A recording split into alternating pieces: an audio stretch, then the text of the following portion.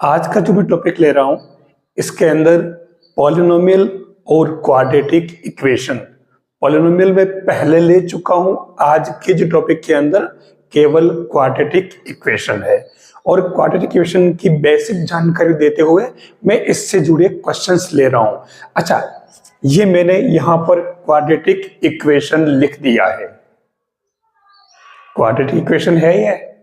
नहीं, ये एक पॉलिनोमियल है, ये एक बहुपद है। क्वाड्रेटिक इक्वेशन कब बनेगा? द्विघात समीकरण।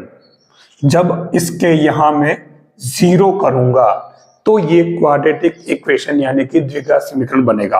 अब हम इसमें देखें तो इसके शून्यकों की संख्या या नंबर ऑफ जीरोस कितने हैं? 2।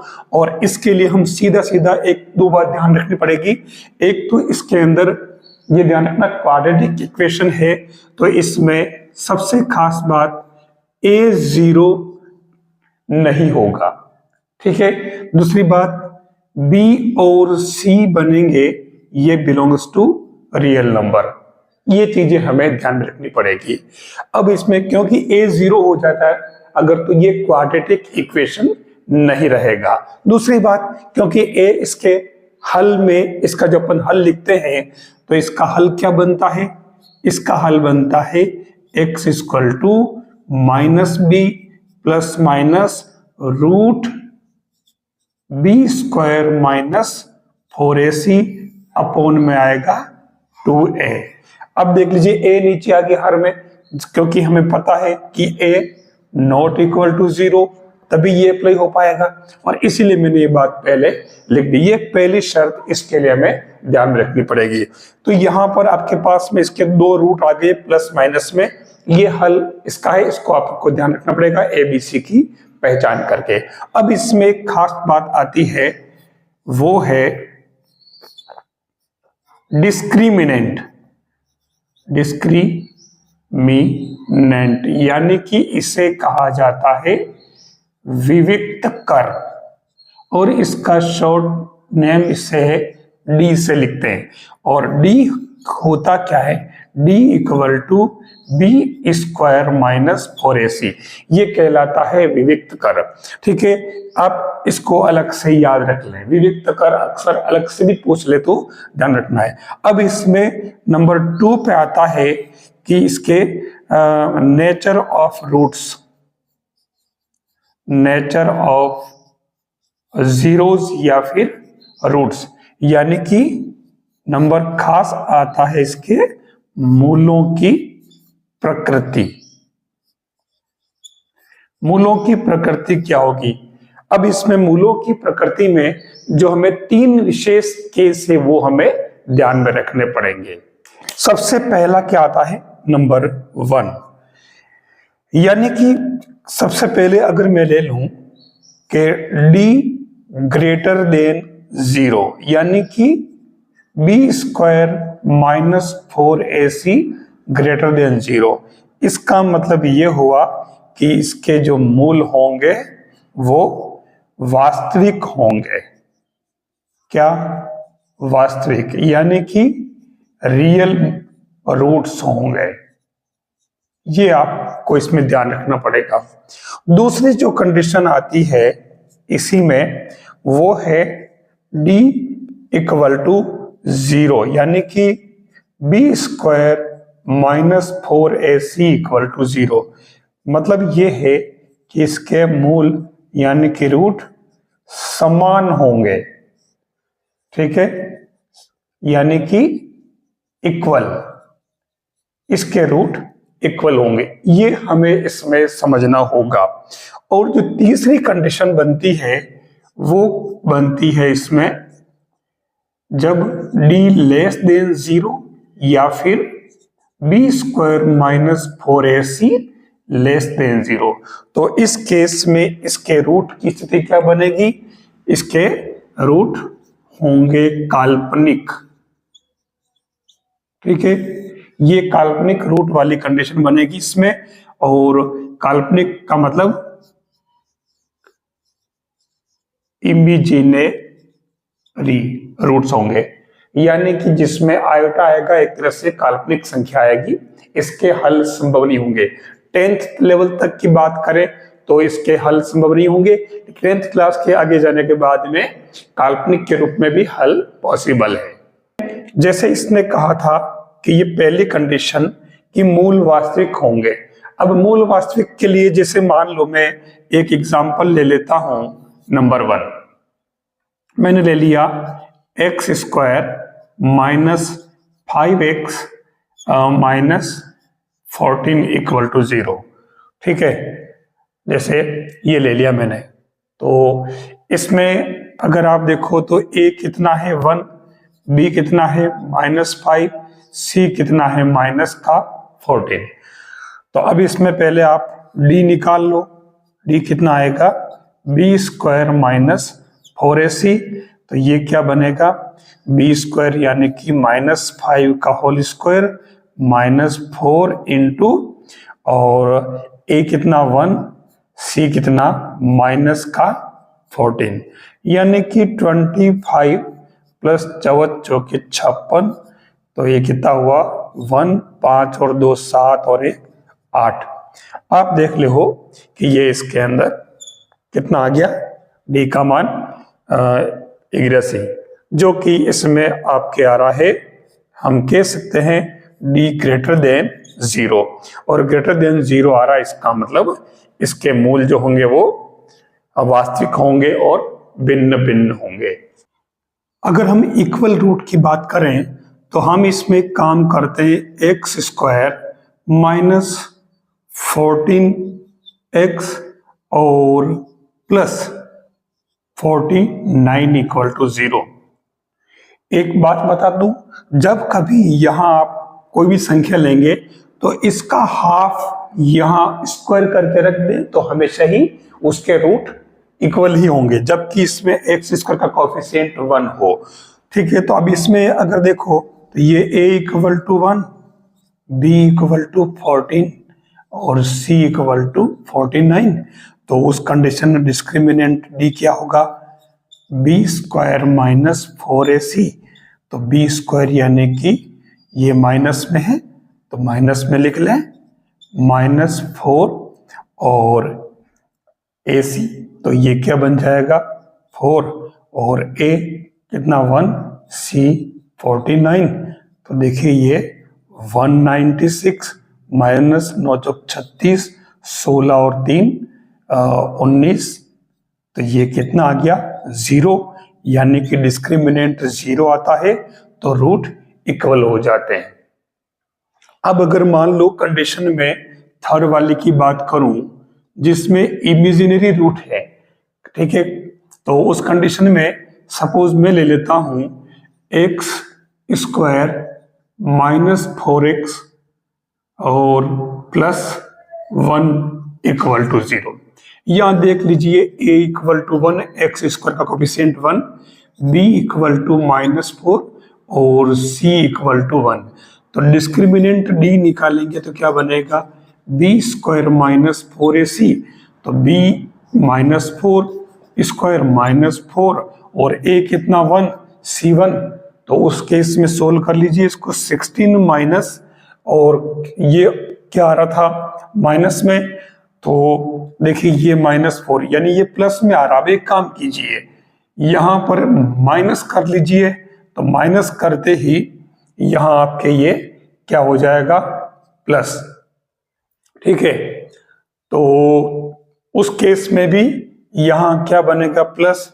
तो ये 32, 16 और 4 20 लीजिए। यहां पर भी ये d का मान बड़ा आ रहा 0 से, इसका मतलब ये थर्ड केस इसमें अप्लाई नहीं हो रहा। अब इसमें अपन क्या करें कि ये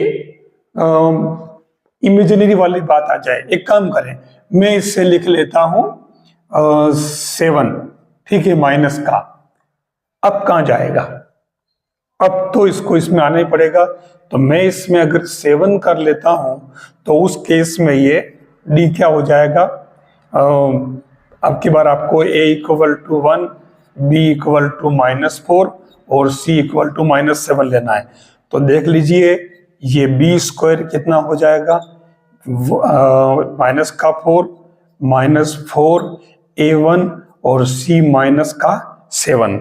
ठीक है, तो -7 से भी नहीं बैठेगा, यहाँ +7 लीजिए, अब बैठेगा जाकर के। तो ये 16 माइनस 7 चौक 28, तो ये आ रहा देखिए माइनस में, यानी कि D <0। और इस कंडीशन में ये जो इक्वेशन अपन ने लिया है +7 तक में, उस केस में ये जो होंगे क्या, काल्पनिक रूट।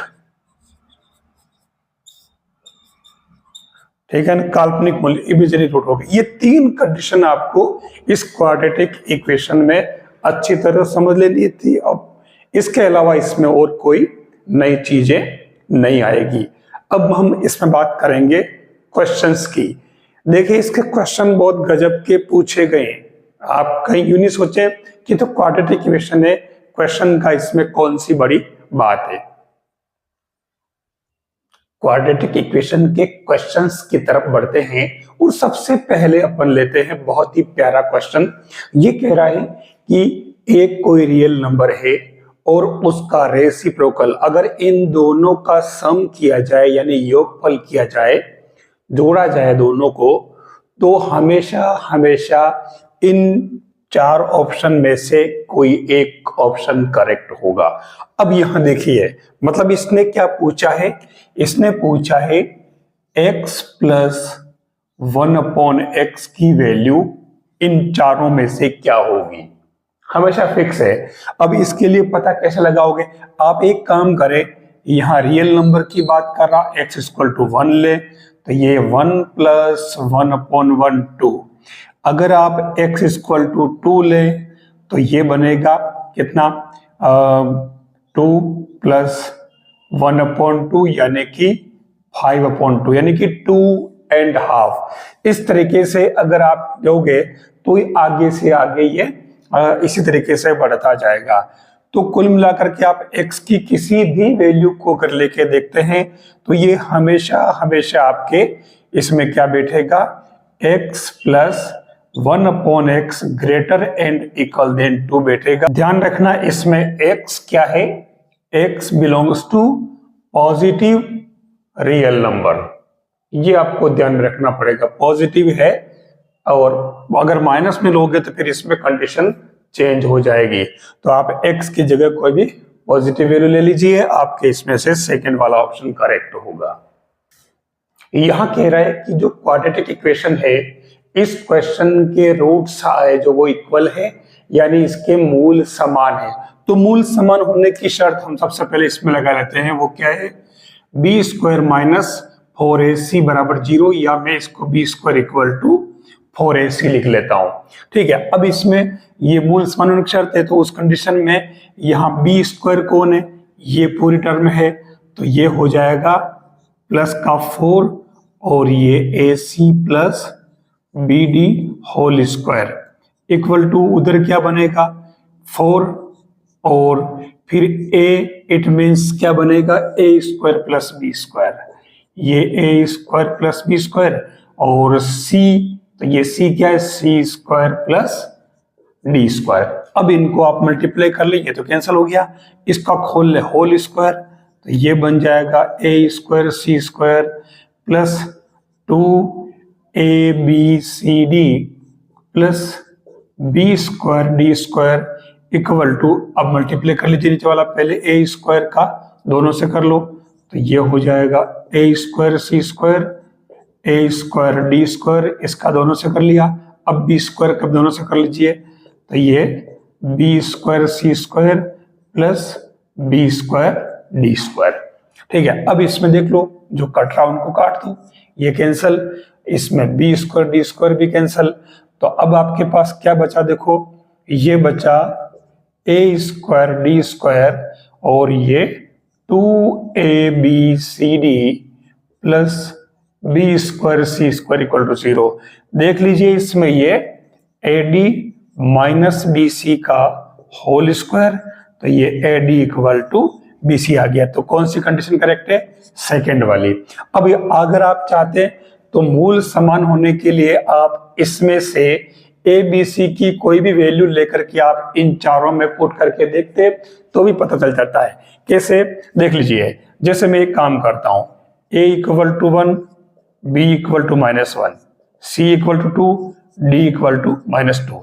मैं जैसे पहले ऑप्शन की बात करूं, पहले में रख लेता हूं, ठीक है।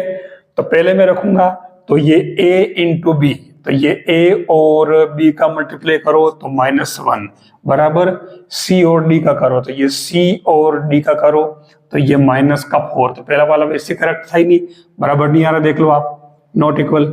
सेकेंड कंडीशन करें तो a इंटू डी करो तो a का d से करो तो 1 इंटू -2, तो 1 इंटू -2 और b का c से करो तो ये 2 इंटू -1 तो -2। देख लीजिए ये दोनों इक्वल आ गए, ठीक है। तो ये सेकंड वाला करेक्ट था। इस तरीके से अगर आप इसमें पुट करोगे तो ये भी रॉन्ग हो जाएगा, ये भी रॉन्ग हो जाएगा। तो आपको ये इतना पूरा लंबा चौड़ा नहीं करना पड़ेगा, केवल ये वैल्यू लेकर के आप इसमें पुट करके देख लीजिए, अगर वो इक्वल आ रहा है कोई भी रैंडम वैल्यू, ठीक है, सुविधा के लिए, ज्यादा कैलकुलेशन बड़ी नहीं हो तो उस कंडीशन में भी अपन इसको सही कर सकते हैं कम समय में। अब यहाँ देखिए जो क्वेश्चन दे रखा है क्वाड्रेटिक इक्वेशन का क्वेश्चन है, लेकिन दूर दूर तक कहीं पता नहीं चलता कि ये क्वाड्रेटिक इक्वेशन क्वेश्चन है। कैसे ये 6 प्लस, देख लीजिए आप, इसमें 6 + 6 + 6 रूट में अनंत तक चल रहा है। तो हम एक काम करें, इसमें इसे लेट कर लेते हैं x। इसका मतलब ये हुआ कि ये हो जाएगा आपके x = 6 + x और इसका रूट। तो उस, क्योंकि ये पूरा पोर्शन आगे 2 बार लिखो 3 बार लिखो सब x के बराबर ही है, तो उस कंडीशन में ये क्या हो गया, x² = 6 + x। और अब इसे आप फैक्टर कर लीजिए, -x -6 0, ये आपके इसके आराम से फैक्टर हो रहे हैं, x² - 3x और प्लस का 2x -6 0। तो उस कंडीशन में x - 3 और x + 2 0, ये आपके x = 3 और -2 आ रहा। अब देखिए यहाँ पर ये 3 वाला ऑप्शन करेक्ट है, यहाँ -2 वैसे दे नहीं रखा है, लेकिन अगर इसमें -2 भी होता तो ये आंसर इसमें नहीं होता। हमें ध्यान रखना पड़ेगा इसमें, अगर यहाँ अल्टरनेट प्लस माइनस है, ठीक है, जहां अल्टरनेट एक प्लस का और एक माइनस का होता तो हम इसमें जो ये टर्म आंसर में लिखते, ठीक है। अदरवाइज अगर सब प्लस में है तो ये बड़ी वाली जो वैल्यू है वो ही आपके इसमें करेक्ट आंसर होगा। तो देखिए ऐसे क्वेश्चन भी क्वाड्रेटिक इक्वेशन के बन सकते हैं। यहाँ 2 इक्वेशन दे रखे हैं क्वाड्रेटिक, ये कह रहा है कि इन दोनों में जो k इंसर्ट कर रखा है इस k की क्या पॉजिटिव वैल्यू हो कि इन दोनों के रियल रूट्स बन जाए, वास्तविक मूल हो। अब वास्तविक मूल होने की शर्त हम जानते हैं d यानी कि b² - 4ac > 0 या फिर इक्वल। तो उस कंडीशन में आप देखिए हम सबसे पहले इस फर्स्ट वाले को ले लेते हैं और उसके बाद सेकंड वाले को। फर्स्ट वाले को अगर लें तो ये क्या कहता है, इसके अंदर अपन डिस्क्रिमिनेंट d निकाल लेते हैं। तो d क्या बनेगा, देखो इसमें b² - 4ac यानी कि 4a तो 1 हो गया, ये 64 और इसमें होता क्या है d > 0, ठीक है। तो मैं इसको > 0 कर देता हूं कि > ±16, समझना इस बात को।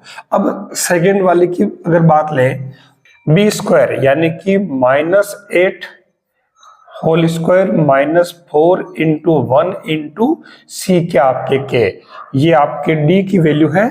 तो उस कंडीशन में d = क्या बन रहा है, ये 64 - 4k और = 0 करो तो k = 60। अब यहाँ आप देखो कि इसमें भी हमारी जो कंडीशन बनती है वो यही बनती है कि k यानी d जो है वो क्या बनना चाहिए, > 0। तो उस कंडीशन में आपके k = 16 आ रहा है। आप देख लीजिए दोनों में कॉमन वैल्यू क्या है, कॉमन वैल्यू k की आपके 16 आ रही है।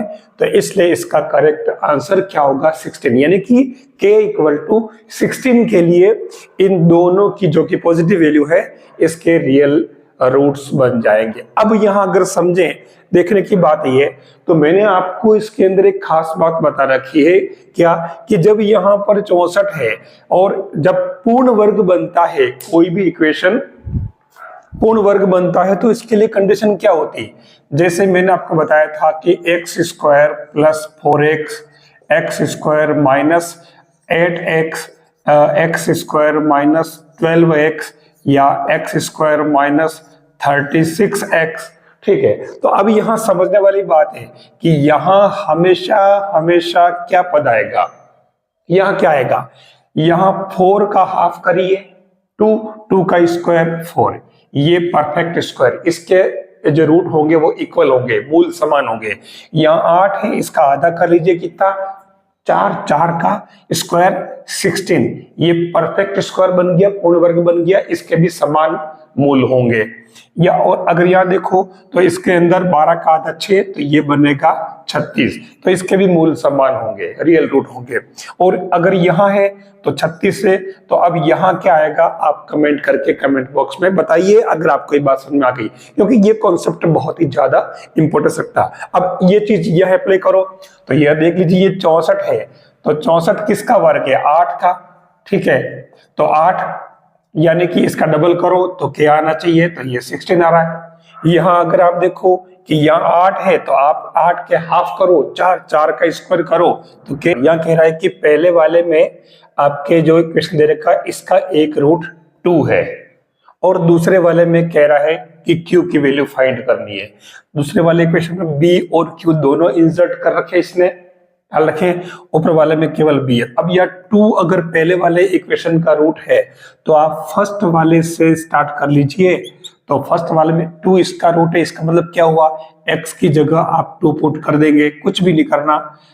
ठीक है, ये 2 पुट किया, ये 12, और इससे क्या आना चाहिए, 0, ये 0 आ गया।